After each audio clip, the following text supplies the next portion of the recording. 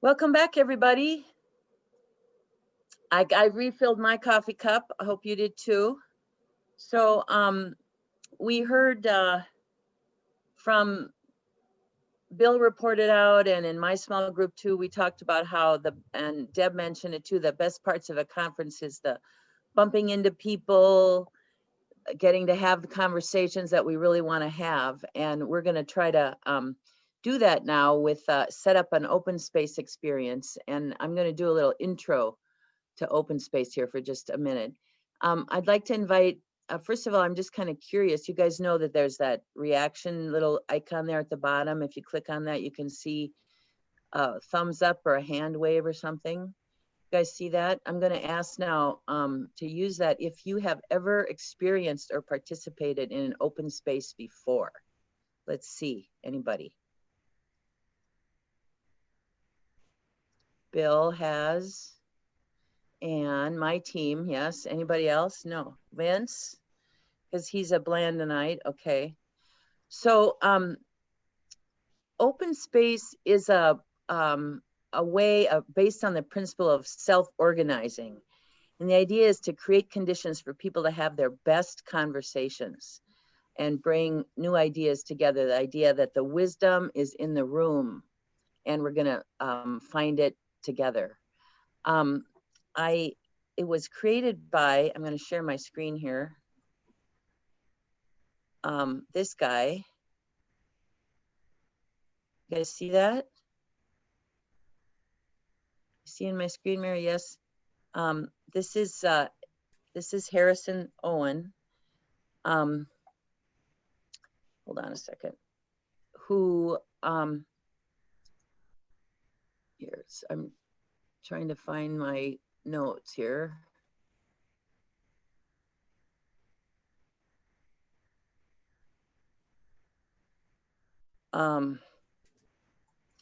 So Harrison was actually a Brit, an Episcopal priest with an academic background that included nature and the nature and function of myth and ritual and culture.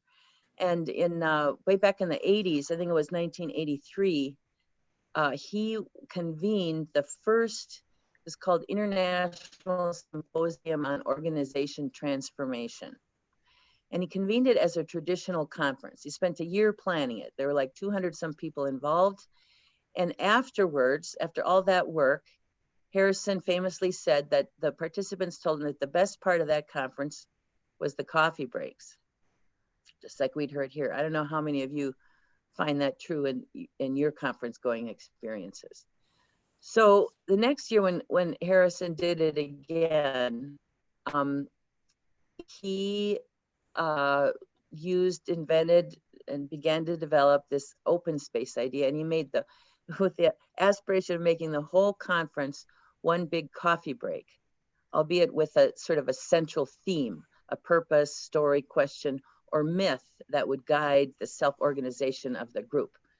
And he eventually wrote Open Space Technology, a user's guide, kind of a manual for how to conduct an open space like this. It's now in its third edition, which was published in 1993. And in the preface of that third edition, Harrison wrote, "If I have a vision for open space technology, it said it become rather like accounting, something we all must do because it works and because it's useful. My concern is that we do it well." And so there's some principles and laws involved in setting up the container for open space. When I had the great privilege of actually meeting Harrison in Florida some years ago when I went down to an international open space technology conference, and he was there in his famous cowboy hat, and he had a t-shirt on that said, "Whatever" on the t-shirt. And as we introduce the rules of open space, you'll understand that a little more. The art of whatever is really the art of getting out of the way so that people can have the conversations that they really want to have. I think we heard from Deb and we've heard from a lot of other presenters at the conference that conversation is really the crucible of action. That's what I like to think about, that anything humans have done together that mattered began with the conversation. It's that creative, catalytic opportunity to come together and find out how we can work together to pursue stuff we care about. So building on those iterative conversations that we've had so far in the presentations of this past month, we're going to try this open space idea. And let's see if I can advance my slide here.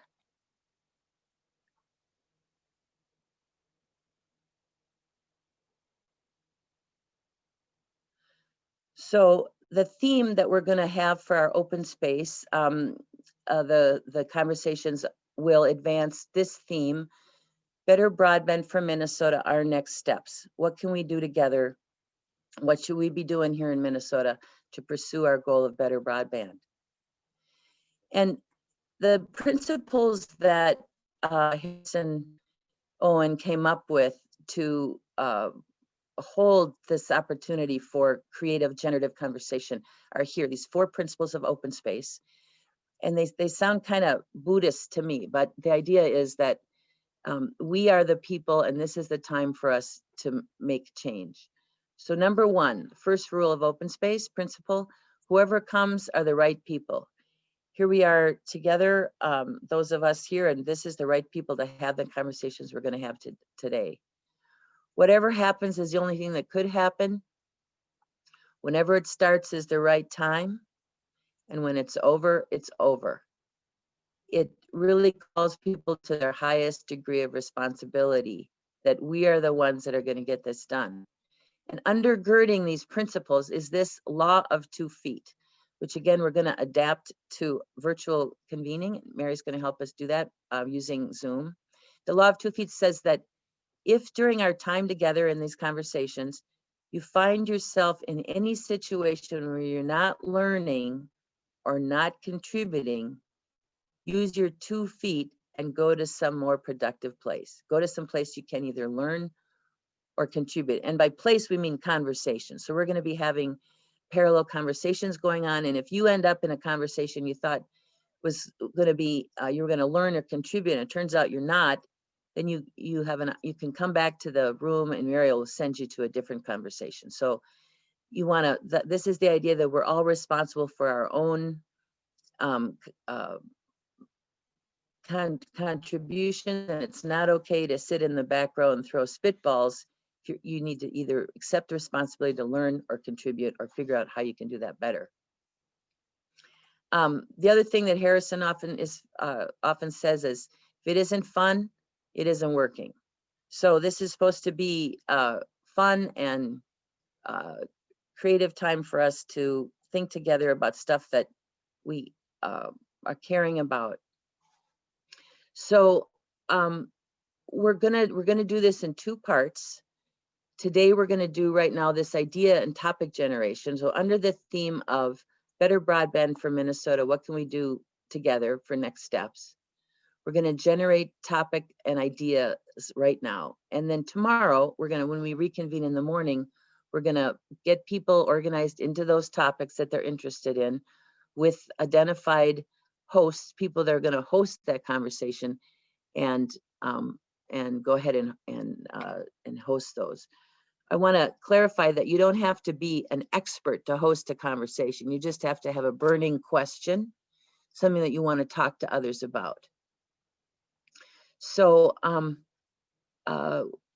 again, what we're going to do now is break into small rooms, and Mary, I'll leave those details to you about how many rooms you want to do. And we're going to have about 15 minutes in small groups for you guys to generate topic ideas. What issues, topics, questions under the theme of better broadband for Minnesota would you like to have with others in the conference?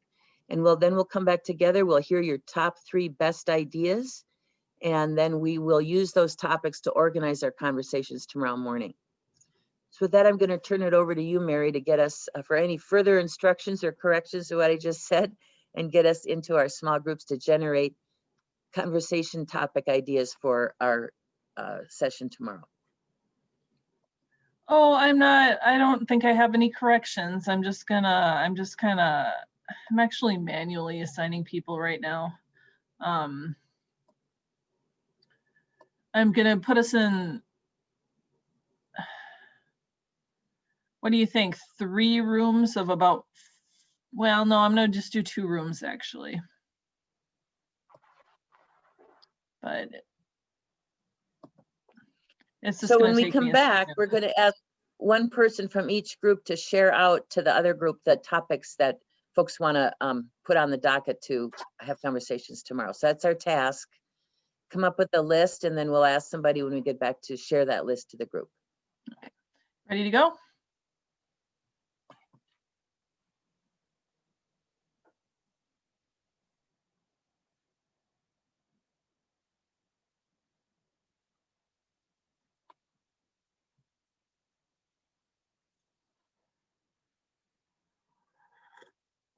Ann, did you want to go into a room? Didn't think so.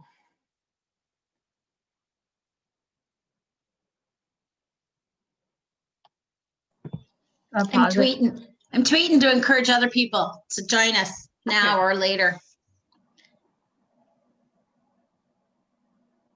Can we pause it, Mary? Thank you. Apologize to the people in my room. I clicked out mid-sentence. Sorry.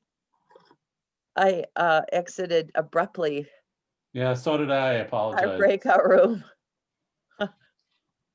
Okay, good. Well, welcome back, everybody. So we're going to share together now our list of topics that we generated for open space. And I'm going to go ahead and invite somebody from the other room that I wasn't in to start off. Okay, well, I'm not sure where ours ended up because I left with critical discussion, but we talked about symmetrical services. How do we get there as a topic? We talked about copper, the impact of copper abandonment in rural places, and adoption affordability as a critical public policy discussion. Did I get that right? Molly, did I miss anything in that last 30 seconds? The last bit that you missed was mentioning mental health, how mental health services and just healthcare in general, I think, can be affected. And how do we, like, what's the approach with legislators?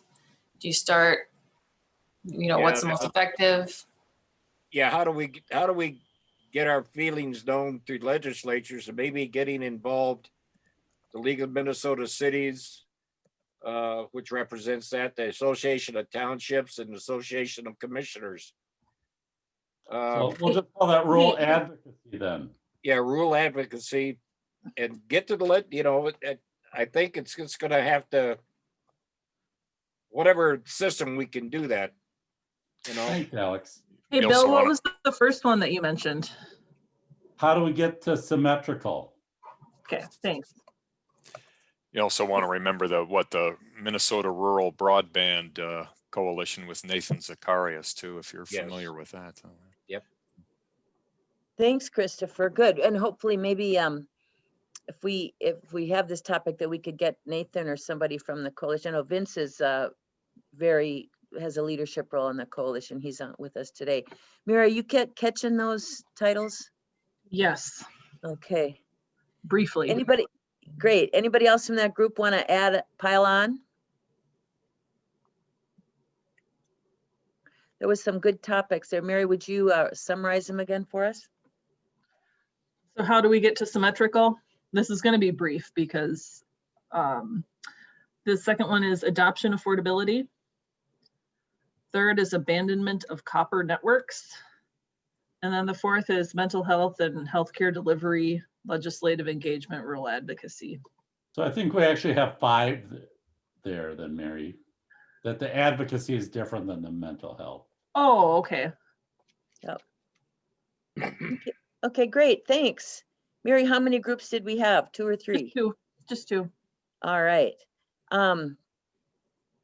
So I talk so much. I want someone else from my group. I've got a summary here I can back you up, but does somebody else from my group want share out our ideas?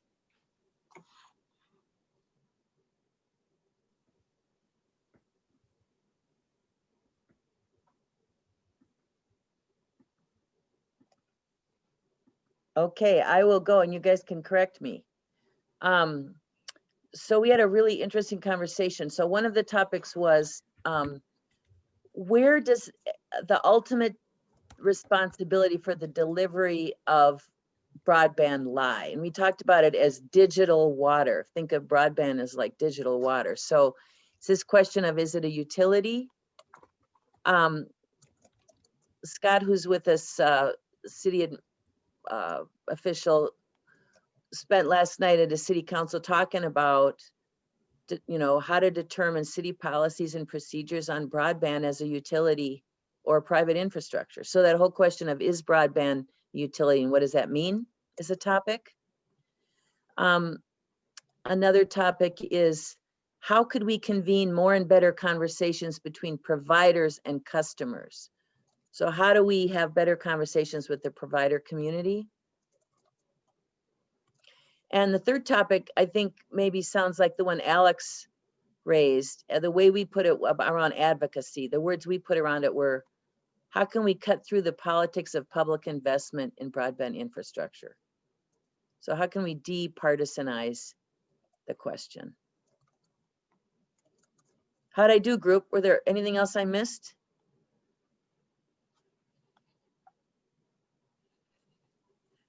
Okay. Bernadine, there was just one aspect of what I was talking about was not just a conversation between providers and customers. It was a broader conversation between advocates and political leaders and interest groups and providers from the commercial side, providers from the public side. There's a whole lot of people who could contribute rather than just the one-on-one opposition between a provider and a customer. Mm-hmm. And I Thanks, probably Joanne. didn't make that clear.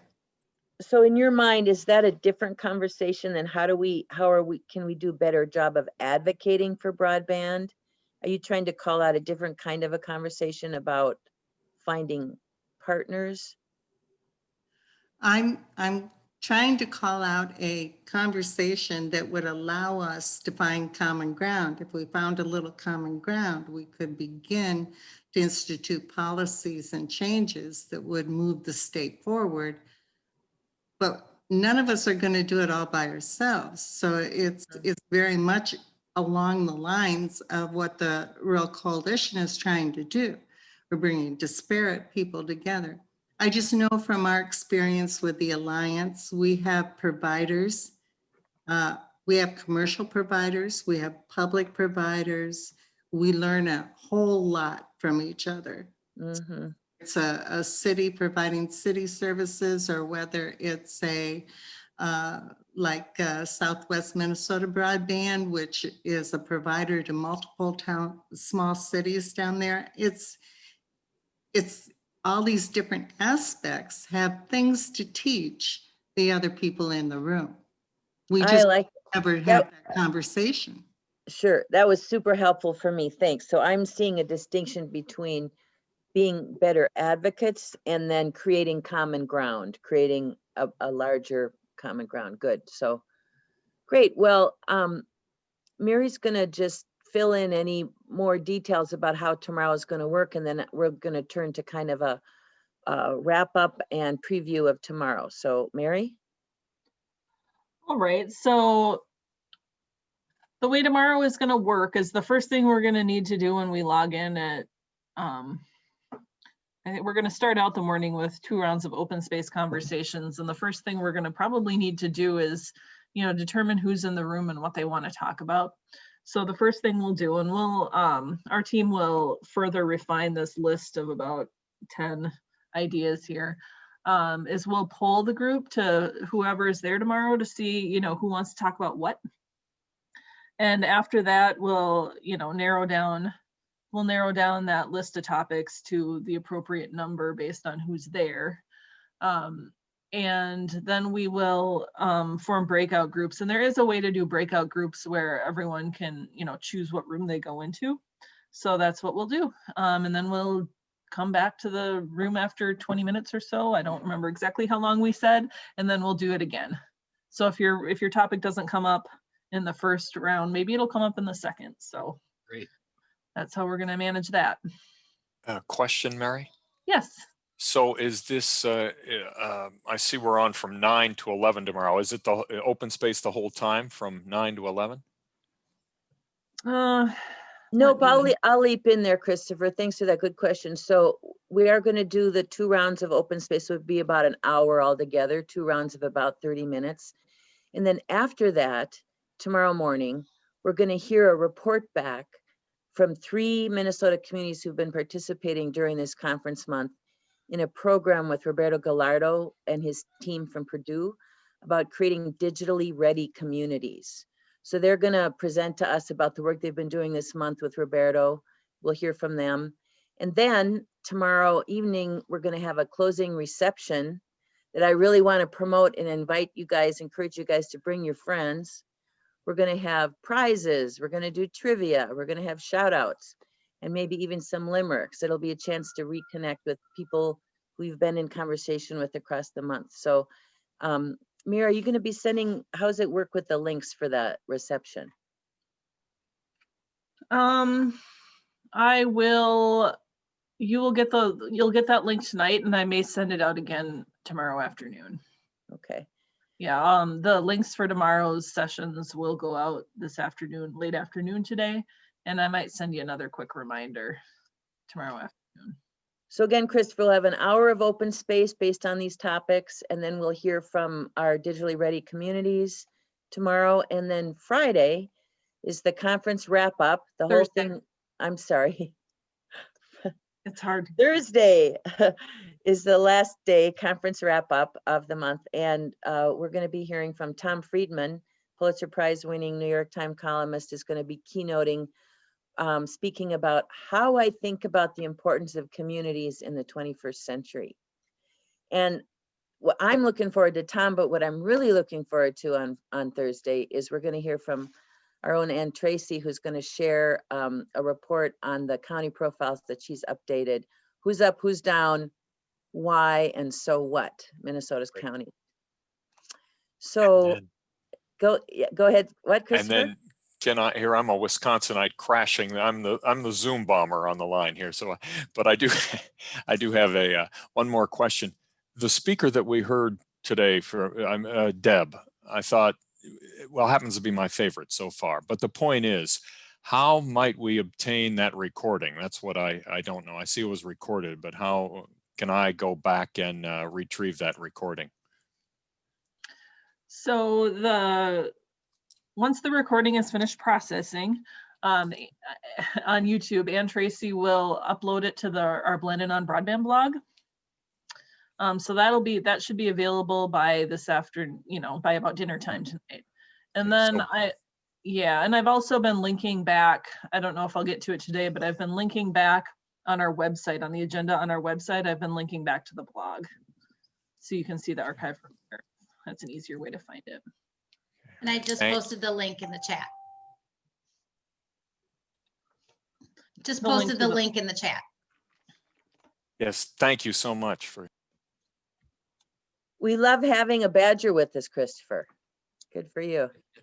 We're counting on you, Wisconsinites. All right. I'm at Hudson, Wisconsin, too. Oh, that's right. David's in Hudson. Good. Are there any other questions from the group before we wrap for the morning?